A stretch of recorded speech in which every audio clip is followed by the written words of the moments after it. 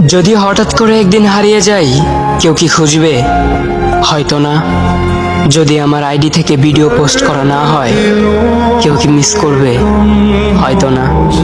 ইনবক্সে মেসেজ আসবে কিন্তু সিন হবে না, রিপ্লাই পাবে না, পরে থাকবে ওইভাবেই। কেউ কেউ হয়তো অপেক্ষায় থাকবে, এই বুঝি আসলো অনলাইনে।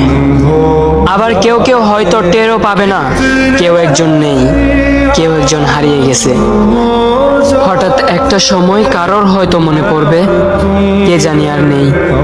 কষ্ট করে নামটা সার্চ করবে, পুরনো ভিডিওগুলো দেখবে আর ভাববে হুট করে কোথায় চলে গেল। আবার কেউ কেউ হয়তো একদিন দুই দিন না পেয়ে ফ্রেন্ড লিস্ট থেকে আনফ্রেন্ড করে দেবে।